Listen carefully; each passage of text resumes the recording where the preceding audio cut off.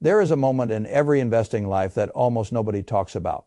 Honestly, people talk about the first $10,000.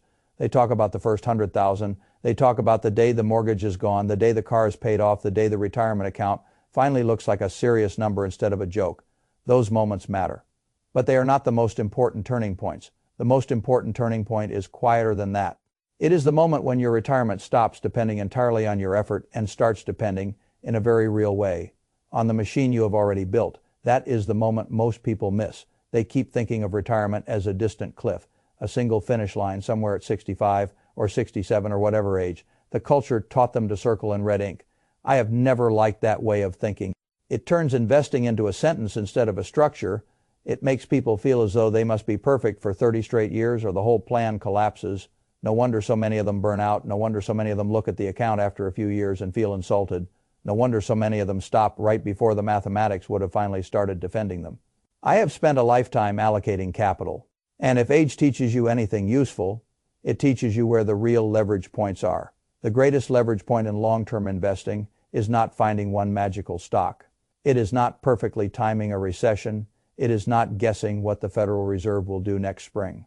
It is understanding the moments when the machine changes character early in life. You are the machine later. The money begins sharing the work. Then if you stay in the game long enough and avoid doing anything very stupid, the machine begins doing more of the work than you do. Most people never feel that because they quit in the discouraging chapter. That is the tragedy. They think the process failed. Usually the process was just still in the ugly stage. I want to tell you something very plain. The first stage of compounding is emotionally offensive. That is the truth the public should be told more clearly. The early years do not flatter you. They do not reward your effort in a way that feels fair. You save, you invest, you delay pleasures. You tell yourself you are doing something noble and rational and future-oriented. Then you open the account and it still looks too small to justify the discipline that created it. That is when people begin asking the wrong questions. What is the point? Why am I doing this? How can I be this responsible and still feel this far behind? That feeling is normal. It is also dangerous because the early years are not designed to make you feel brilliant. They are designed to build mass, and mass matters more than mood. A small pile of money cannot yet help you in a very dramatic way. That is not failure. That is physics. Compounding needs something to work on.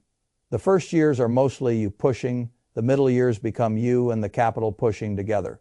The later years, the years everybody wants to skip ahead to emotionally, are the years when the capital finally begins pushing harder than you do. That is what I want people to understand. The real victory is not when the account looks impressive to strangers. The real victory is when the machine becomes self-respecting, when it no longer needs every future hope, every future raise, every future perfect habit in order to make retirement plausible. That is the moment I care about.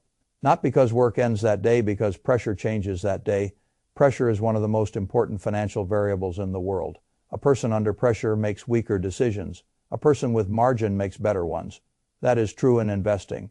It is true in work. It is true in marriage. It is true in health. It is true almost everywhere. The reason I care so much about these wealth milestones is not that I worship milestones. It is that certain milestones change the emotional geometry of your life. Take the first $10,000 on paper. It is small in behavior. It is enormous. It proves something much more valuable than the dollar amount. It proves the habit exists. A person with $10,000 invested is often not showing off. He is proving he can do the hard, unglamorous thing. He can direct a slice of current life toward future life without immediate applause. That matters a great deal. Then there is the first 100,000. I have watched how people talk about this number. They talk about it as though it were some ceremonial gate.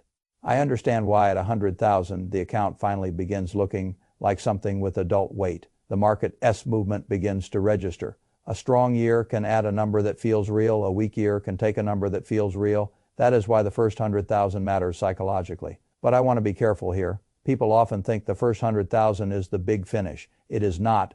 It is the first proof that the machine can someday become meaningful. It is not yet the point where the machine is pulling itself strongly enough to transform the whole game. That is a different milestone.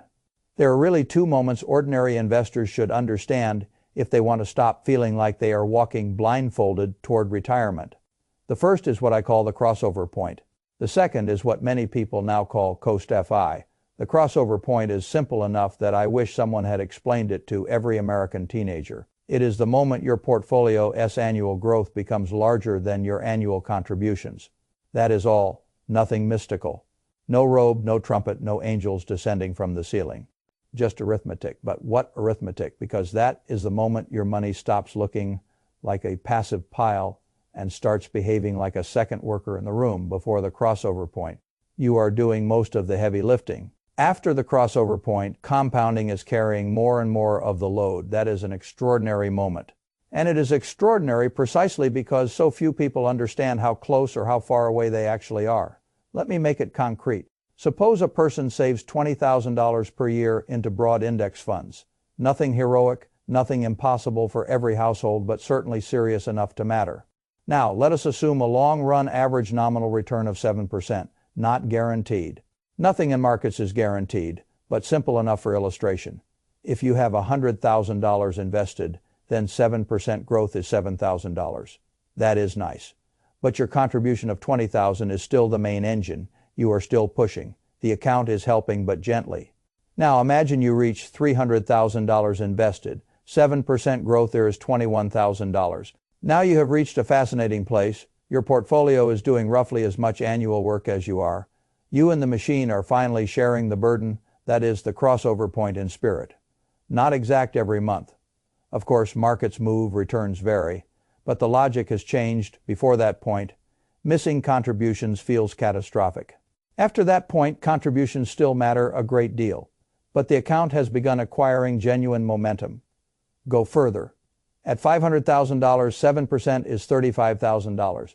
Now your $20,000 annual contribution is still useful, still valuable, still worth making. But it is no longer the main character. Compounding has stepped into the lead role. At $1 million, 7% is $70,000. That is where people begin looking around almost suspiciously, as though someone must have changed the rules in the middle of the game. No one changed the rules. The pile simply became heavy enough that the rules finally started looking the way they always looked on paper. This is why I tell people that halfway in dollars is not halfway in time. The climb from zero to a meaningful pile feels brutally slow because you are dragging the whole thing with your own labor. Once the pile is large enough, the time dynamics change. The boulder that once felt like it was being pushed uphill by your back, and your paycheck begins rolling with its own weight.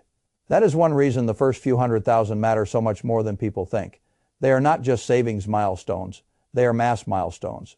Now let me go one step further, because the crossover point is not the same thing as the point where you never need to contribute again. That is a different moment, and it is more subtle. The crossover point is when the machine starts helping more than you do.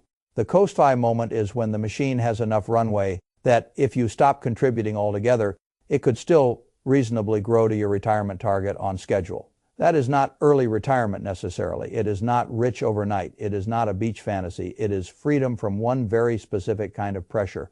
The pressure that says if I miss contributions for a while, the whole plan collapses. That pressure ruins a great many lives. People think retirement planning is about one giant number at the end. It is not only that. It is about how much fear you must carry along the way. A person who has reached Coast Fi is not done, but he is different. He can breathe differently. He can change jobs more calmly. He can take a lower stress role if he wants. He can survive a setback without feeling as though time itself has turned against him. That matters enormously. So let us walk through the math in a way that a real household could actually use.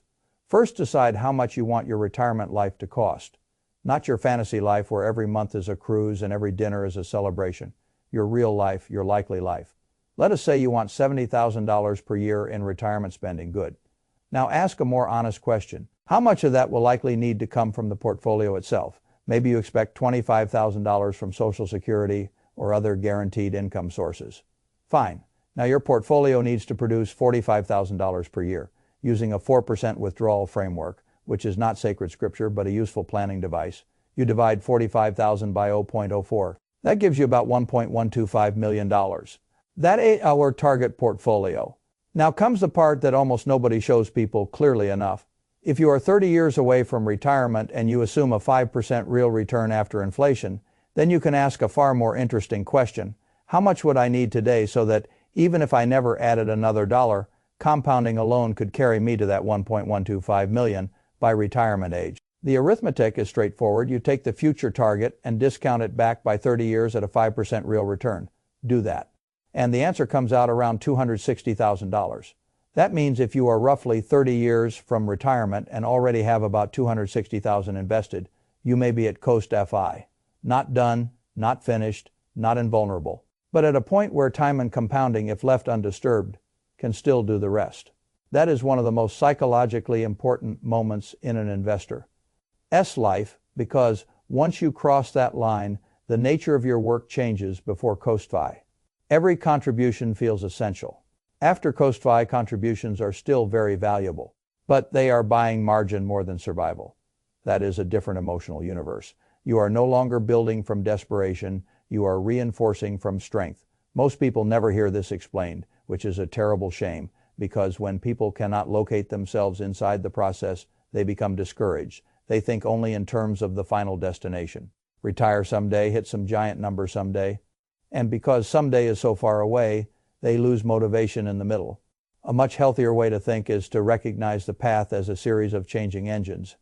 At first, you are the engine, then you and compounding share the work, then compounding becomes the bigger engine, then eventually, if you stayed with it and did not sabotage it, your contributions become optional for the long-range retirement math to still function. Those are all different lives. One person can live all of them.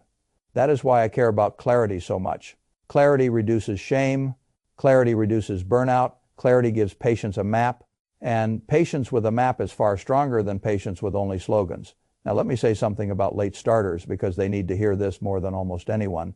The public is brutal to late starters. It feeds them one of two poisons. The first poison says you are behind, therefore panic. The second poison says you are behind, therefore nothing matters anymore. Both are idiotic. A person who starts late is not helped by panic. He is helped by realism and structure.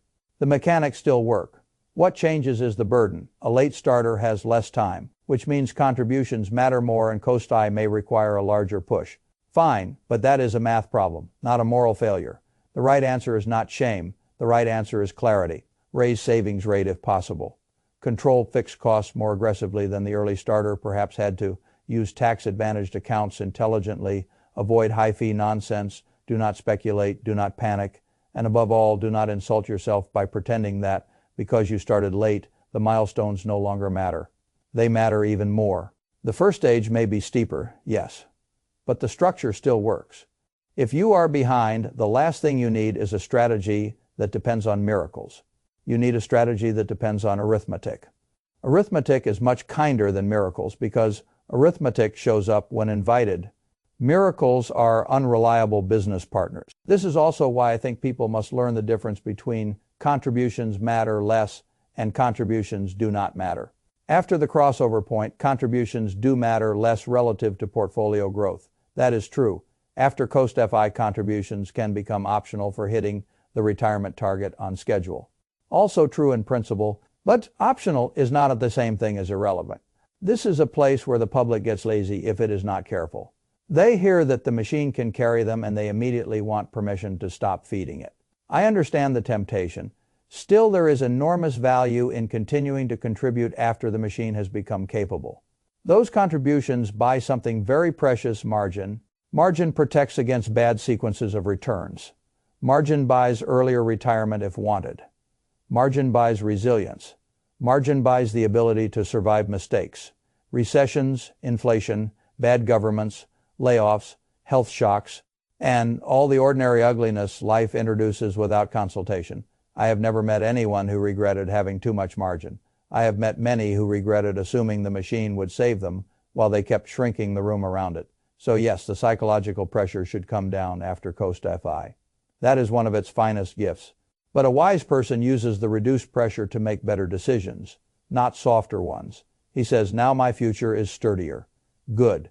Now let me avoid doing something stupid enough to whelm that strength. This is where behavior matters more than most people appreciate. The closer you get to self-sustaining compounding, the more destructive bad behavior becomes, because the machine is finally powerful enough to matter. A panic sale in year 2 is bad. A panic sale after decades of discipline building is tragic. Raiding the account early is unfortunate. Raiding the account after it has nearly achieved escape velocity can destroy something much harder to rebuild. That is why I tell people that after Coast FI, the game changes. Before Coast FI, your job is to build. After Coast-Fi, your job becomes much simpler and much harder at the same time. Do not screw it up, stay invested, do not panic sell, do not repeatedly interrupt the machine to fund every new desire. Do not treat the growing portfolio like a permission slip for lifestyle inflation. Do not confuse paper gains with permanent wealth. Do not add complexity because you are bored. Just let the thing work. This is one reason I have always preferred simple portfolios for ordinary people. The simpler the structure, the fewer excuses the owner has to sabotage it. The more complicated the structure, the more moving parts there are for fear, ego, or impatience to grab. A broad, low-cost index fund is not exciting. Good. I like unexciting things that work. Excitement is badly overrated in finance. The public keeps chasing it and then acts surprised when the experience becomes dramatic in all the wrong ways. Number give me useful, dull, repeatable, tax-efficient, low-cost, broad ownership. That is what I trust to carry a person from the noisy early years into the surreal late years, where the money finally begins looking like a creature with its own muscles. There is one final point I want to make. People talk about retirement as though it begins the day you stop working. I think that is too crude. Retirement really begins in layers. The first layer begins when every future contribution is no longer absolutely essential. The second begins when investment growth reliably outruns new savings. The third begins when your portfolio can carry the schedule by itself. The fourth begins when portfolio income can cover your essential costs. The fifth is when work itself becomes optional altogether.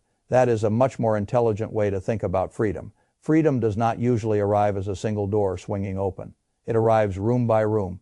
First pressure leaves one room, then another, then another. Eventually, the house begins feeling different. That is what these milestones really are, not math curiosities. They are rooms of pressure being emptied one by one. I like that vision of it because it makes the whole process feel more human. Most people do not need one giant promise. They need evidence that the walls are actually moving. So if you are investing now and feel behind or bored or tired or unconvinced by what the first years have given you, remember this: the machine does not look powerful when it is small. It becomes powerful by staying fed long enough to become heavy. You are not waiting for magic. You are building mass.